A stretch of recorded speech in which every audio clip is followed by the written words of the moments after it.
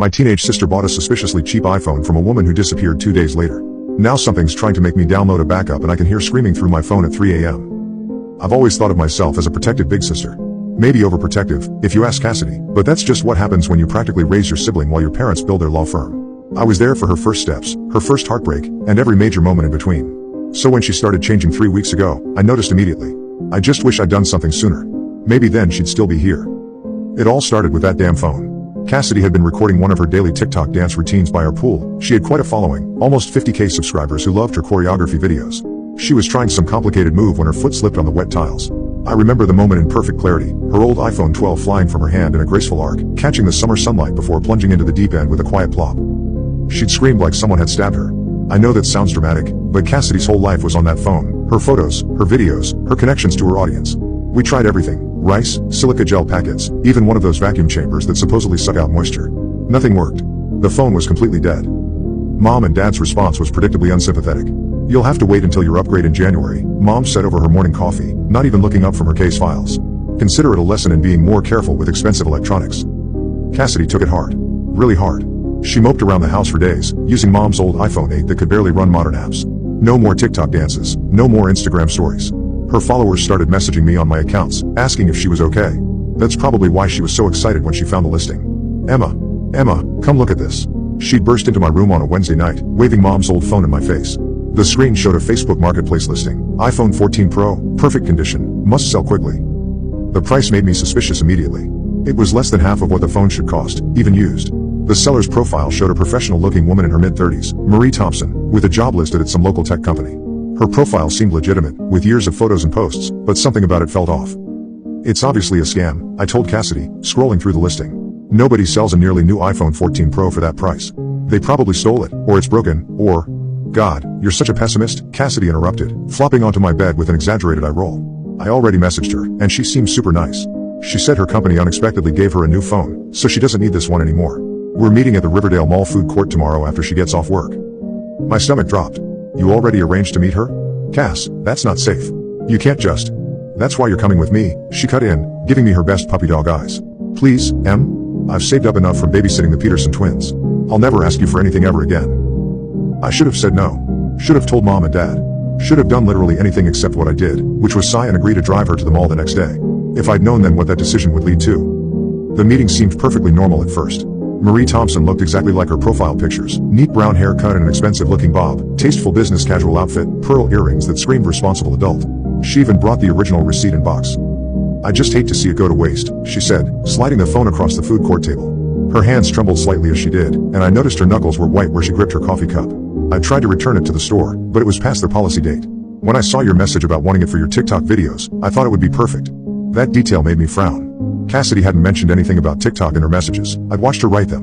But before I could say anything, Cassidy had already handed over the cash and was cradling her new phone like it was made of gold. Marie stood up abruptly, nearly knocking over her untouched coffee. "Well, I should go. Lots of work to catch up on." She gathered her things with shaking hands. As she turned to leave, she paused and looked back at Cassidy. The expression on her face. I still have nightmares about it. Equal parts relief and guilt and something else, something that made my skin crawl. "I'm sorry," she whispered, so quietly I almost missed it. Then she was gone, heels clicking rapidly across the mall's tile floor.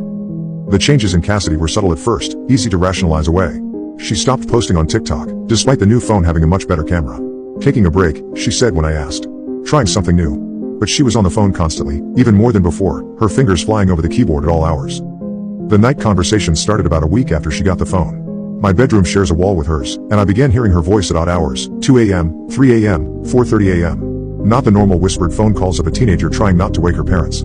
These were different. Sometimes she'd be laughing, a high, nervous sound that didn't sound like her at all. Other times, she seemed to be pleading with someone, her voice cracking with tears. I confronted her about it over breakfast one morning. She looked terrible, dark circles under her eyes, her normally perfectly styled hair unwashed and tangled. She'd lost weight, too, her favorite crop top hanging loose where it used to fit snugly. "You're imagining things," she said flatly, pushing her untouched cereal around the bowl. "I sleep fine. Better than ever, actually." "Bullshit," I replied, reaching for her phone where it sat on the table. "Let me see who you're talking to." The change in her demeanor was instantaneous and terrifying. She snatched the phone away with a snarl, actual fear flashing across her face. "Don't touch it. Don't ever touch it." Then, just as quickly, her expression smoothed out. "Sorry, I have private things on there. You understand, right?" I didn't understand. Not then. But I was starting to get scared. The incident that finally pushed me to act happened last Wednesday. I woke up around 2 a.m. to get some water and noticed the blue glow of a phone screen under Cassidy's door. That wasn't unusual lately, but the sounds coming from her room were. She was crying, harsh sobbing breaths punctuated by what sounded like typing. Then I heard her speak. Yes, I understand. No, please, I'll do better. I promise I'll do better. Just please don't show them the pictures. I pushed open her door without knocking. The scene inside will haunt me forever. Cassidy sat cross-legged on her bed, tears streaming down her face, but she was smiling. It wasn't her normal smile. This was wrong, stretched too wide, never reaching her eyes. Her phone illuminated her face from below, casting harsh shadows that made her look skeletal. When she saw me, she screamed. Not in anger or surprise, but in genuine terror. Get out. Get out. You'll ruin everything. I backed away, shaken. The next morning, she acted like nothing had happened. But at breakfast, I noticed something that made my blood run cold. There were bruises on her neck, dark purple marks in the shape of fingerprints disappearing under her collar. When she saw me looking, she quickly pulled her hair forward to cover them. That's when I decided to investigate the phone. I waited until she was at swim practice, one of the few normal activities she still maintained, then went into her room. The phone was there on her desk, which surprised me. She usually kept it with her constantly. It took me 3 tries to guess her password, our old dog's birthday, same as always, and what I found inside made me wish I'd never looked. The message app was filled with conversations with an unsaved number. Thousands of messages, starting from the day she got the phone. They began normally enough. You seem like someone who understands what it's like to be different. I've been watching your videos. You're so talented. It must be lonely, being so much more special than everyone around you. Cassidy's responses were flattered, then increasingly intimate. She shared her frustrations about her parents, her fears about the future, secrets she'd never even told me. The unknown person seemed to know exactly what to say, exactly how to make her feel understood. But then the messages changed. You belong to me now. You understand that, right? Don't make me hurt you again. You know I don't want to. Look at your window. I can see you right now. Wave to me. Your sister is getting suspicious. We might have to do something about her. The most recent message made my heart stop. Tonight. 3 a.m. Remember our plan. Don't tell anyone. Don't pack anything. Just walk out your front door and keep walking until you see me. If you don't come, I'll show everyone those pictures. And then I'll show them what happened to the others. I did a frantic Google search for Marie Thompson. What I found chilled me to the bone. She had been reported missing by her coworkers 2 days after selling the phone to Cassidy. Her car was found at a rest stop outside town, her purse still inside. She hasn't been seen since. Going deeper into the phone's files, I found a hidden folder. It contained dozens of photos, all selfies, all of different women. They looked normal at first glance, but something was terribly wrong with their expressions. They all had that same horrible, empty smile I'd seen on Cassidy's face. The final photo was of Marie, taken in what looked like a public bathroom mirror. She was crying, mascara running down her cheeks. The caption read, "I'm sorry. I had to pass it on. It was the only way to make it stop. God forgive me." I'm writing this from outside Cassidy's door. She locked herself in her room an hour ago, saying she didn't feel well. Mom and Dad are at some charity gala. I can hear her talking again, but the voice answering her. It's not coming from the phone. It's too deep, too wrong, like radio static mixed with grinding metal and screaming. She's crying now. I'm going to break down the door. Please, check your loved ones' phones. Especially if they got them secondhand, especially if they start acting differently. And if you see a listing for a suspiciously cheap iPhone being sold by someone desperate to get rid of it. Just keep scrolling. Update, 2 hours later, I managed to break into Cassidy's room. The window was wide open, curtains blowing in the wind. Her phone lay on her perfectly made bed, screen still glowing. She was gone. On the screen was a single message from the unknown number. She's with us now.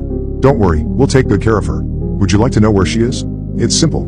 Just download the backup from her phone to yours. I've been trying to track her phone's location, but it keeps jumping around town, never in one place for more than a few minutes. The police aren't taking it seriously. They think she's just another runaway teen. They don't understand about the phone, about Marie, about the others. That voice. I can hear it sometimes, coming from my own phone late at night. It keeps asking if I want to know where my sister is. Keeps promising to show me if I just accept the backup. I haven't answered. Yet. But Cassidy's been missing for 48 hours now. And I'm running out of options. Update 2, 10 minutes ago, my phone just buzzed. New message from an unknown number. It's a video attachment. I'm going to open it. I have to know. God help me, I have to know.